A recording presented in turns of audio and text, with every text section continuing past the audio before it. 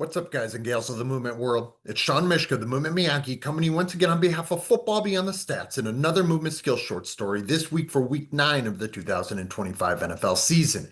And took this long for us to be able to feature on our movement play of the week a kick returner, a punt returner, returning and housing a touchdown and doing so in really electric fashion. Now, there have been a number of kick and punt returns across this NFL season, but I didn't feel as though any of them were as worthy as today's is from Chimere Dike, rookie of the Tennessee Titans. And he's been a dazzling rookie at that, even though I haven't watched a lot of Tennessee Titans football. I have seen a number of returns from him. The former Florida Gator, former Wisconsin Badger, Wisconsin kid, kind of making right and doing good on this type of scene. We're going to see DK at play here today against the Los Angeles Chargers and then discuss what we might be able to do for all returners at all levels, both relatively like moderate or medium complexity types of activities, all the way to high speed special teams activities that could be repped out in a repetition without repetition fashion. So without further ado here, let's look at what DK is up to as J.K. Scott booms this punt for starters. And then after that, DK does some things that really are we're going to be able to lean in on, we're going to be able to geek out about, or at least I will be able to geek out about, as you guys well know, especially when if you've been here before at Football Beyond the Stats, you know that I feel as though kick returns and punt returns are the most chaotic a platform in canvas for players to solve problems within, where problems are of relatively high complexity because it is typically done at higher speeds and with a bunch of intensity. Intensity being every one of those 11 guys have a bead on that respective returner. And that returner has to be that adaptable. Most of the time has to find a novel and creative and authentic movement solution to functionally fit the problem at hand. And that is exactly what we found from DK. Let's get the ball in his hands here and then go in slow mo to kind of discuss what we might be able to do, just as we discussed on these movement skill short stories, what we might be able to do. Support staff, coaches, and the like, to be able to set up a learning environment that presents problems that look, feel, act, and unfold similar to that which what we would find here in this respective situation. But before we do that, we gotta tell the story.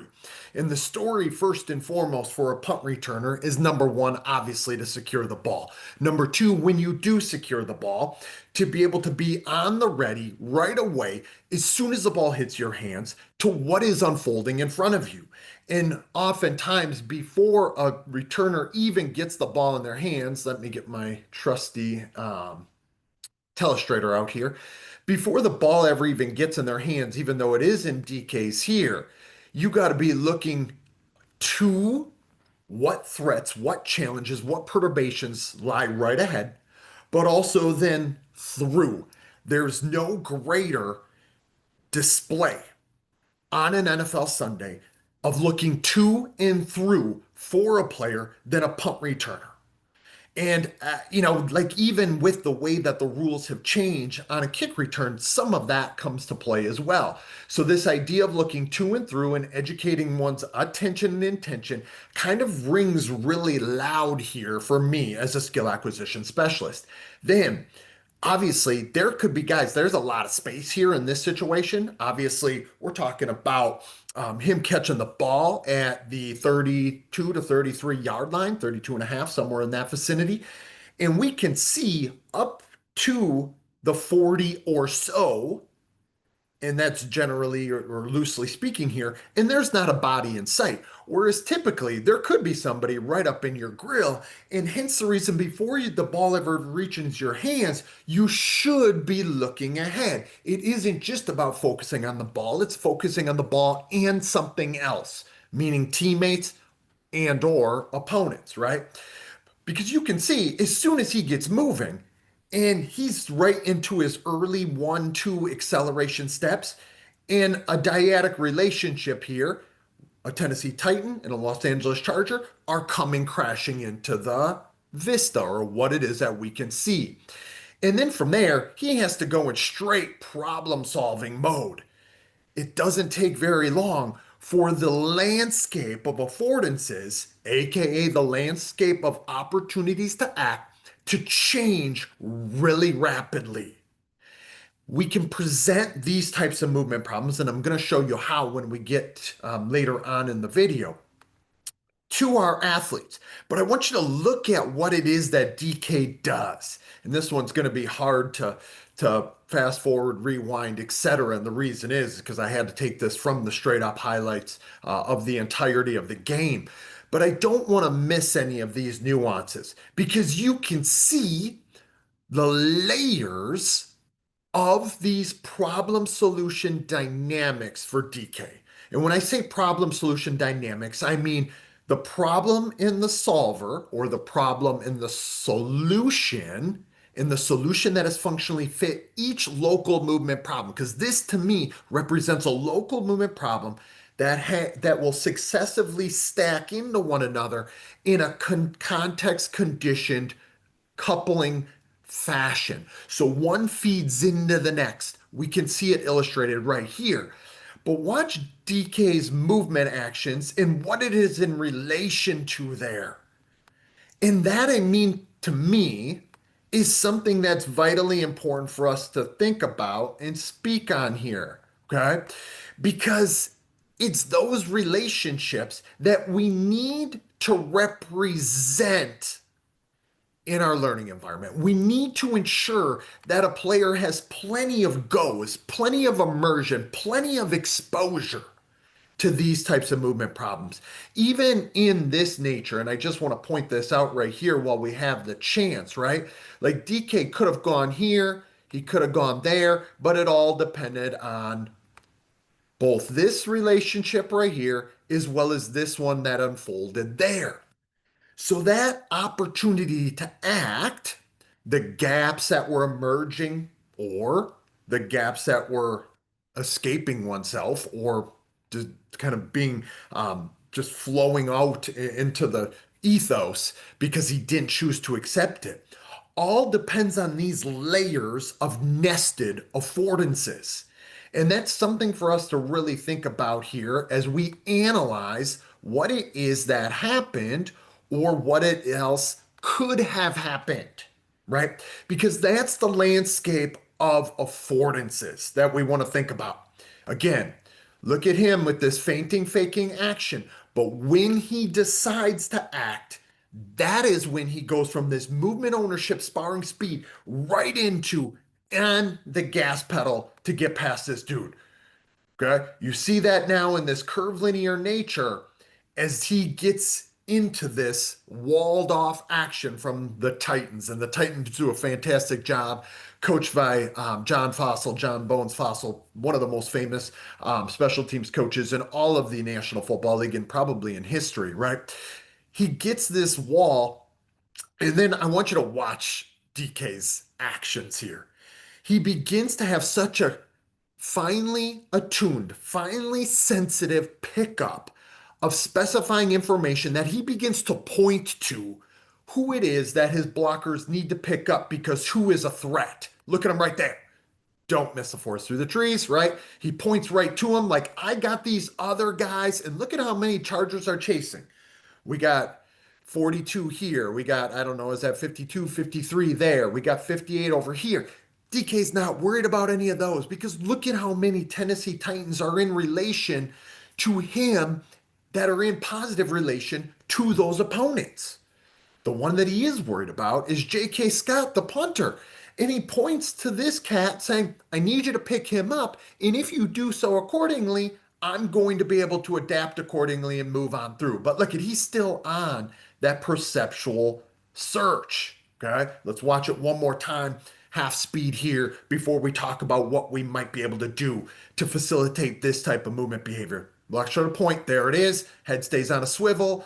Continue to pick up left to right, left to right, left to right. Just changing, not anchoring, but changing what you're looking at so you can get a constant update and pickup of information detection, i.e., sensitivity to specifying information, the most useful informational variables based on what's unfolding, based on the what is. There's the eyes again. Ball just reached his hands. Look at what he's looking. He's taking a moment. It's just a half beat and then go. And when I say a half beat, I mean just a moment in time. Not hitting the gas pedal right away because you might run into some threat that you could have avoided, right? And now I want you to watch these layers of this movement skill. Look at the head turn, look at the eyes turn, and then he adapts his movement actions off of it. Gets this feint and fake, that feint and fake, even subtle. Look at what it does to this defender. He breaks down, not knowing if DK is going to go to his right or to his left. Just that subtle fake gave the appearance that he had a two-way go. And he technically did. But I think at all times here, DK was trying to open this up to go in this direction, knowing that is where his wall is forming, right? And number 43 here may or may not be of that understanding. He is now just in this one-on-one cat and mouse. Let's not miss that we got another guy coming here, okay, who could easily have gone there, right? Talk about layered problem solving. Talk about looking to and through the layers of the movement problem. Hopefully that makes some sense from this perspective and some of the concepts that I frequently talk about here. And then that freezes both defenders long enough. That half beat deceptive feint fakes out two defenders, freezes them. And then we see him just do what it is that he was kind of put on this football field and earth to do. So it appears so far in his rookie season. I'm going to take us back to here. We're going to go to another screen. Just as I did earlier in the week, talking about how it is that we might be able to set up similar movement problems, slices and snippets of the game that allow us to facilitate and channel this type of movement behavior. One of the easiest ways that we can do that, as we talk about here in enhancing skill in American football, if you can see that with the sun shining in, that's actually kind of a cool shot. We're talking about making opponents miss through layers, and we just talked about the layers, right? Now, O's are for offense, X's are for defense here, right? Like we talk about looking to and then looking through. And it's not just looking to and through in a tunnel. And your periphery, you got to be able to look here and here as a returner also, right? Easy slice and snippet that we can create. Now, this one is done on the high school or college hashes, which are a little wider, of course, than the NFL hashes. You can do this across a wide, varied workspace. And this is something that we do quite a lot. We might do it actually on the side of the field. So we would still do it here. And I'd probably actually put that longer than 15 yards. This one is created a little bit more. You could go to there, to the numbers. So it would be like in this type of workspace, and I would even draw that up, right? And then coming across with that. So that type of workspace there is a space that we typically would utilize about 20 yards, maybe a little longer if we're really talking about a kick returner or punt returner. In this case, we are, but we also do this a lot with our tailbacks, a lot with our running backs, even quarterbacks running into space. Sort of this 3v2 or 3v3 or 3v4 type of slice. We can easily add complexity, and that's sort of what I'm creating here. Let me get that off though. And go back to, we could easily increase complexity, take this all the way to the sidelines from one hash and then go off screen with it, if we wanted to do this for a returner. Easy to add complexity, but this slice and snippet is that immediate local movement problem that returner needs to find a way to solving so he can get out into all of this type of space that might be over here. And then once we do that, or once we get to that point or place, and let me get some stars out to represent our or maybe we'll just use an X actually. We might add some guys, right? here, here, and here over in this space that represents another local movement problem. So they become movement problems that are layered and stacked together. Easy way to make this activity be conducive to that, which what will happen for a returner. And then we would give him some teammates potentially. So it quickly turns into like a 5v5, right? And once he gets through this movement problem in his own unique, adaptable way, no two movement problems are ever the same, neither are any two movement solutions. We're not trying to force square peg round hole. We're trying to allow him to find a functional fit to that problem. Then he would find his way to that, potentially through that, depending on how it is that he finds a way of going there, right? You can kind of see where I'm going with this. Hopefully, you can. And you can really easily make this type of learning activity or this type of practice activity in your learning environment that we illustrated, making opponents miss through layers. Add some more layers. That's really what it comes down to.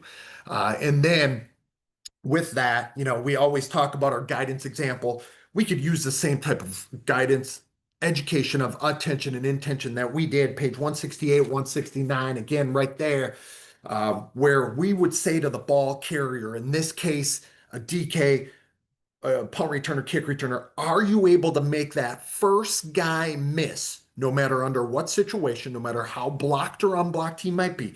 Are you able to make that first guy miss while simultaneously perceiving information about other potentially unfolding challenges wider and deeper in the landscape? Think about that. Wider and deeper. Oh, no, that sun has really changed. Wider and deeper in the landscape. Let's see it again. DK, are you able to simultaneously perceive that immediate free defender, that free tackler, or maybe potentially more than one, while simultaneously perceiving affordances or challenges that exist wider and deeper in the landscape? And that's exactly what Chim Dike here did on this respective punt return. Wow, that sun has really changed. I apologize for that. On this movement skill short story play here for week 9 of the 2025 NFL season. So hopefully that makes some sense. You can see the sun is shining. It's a bright day.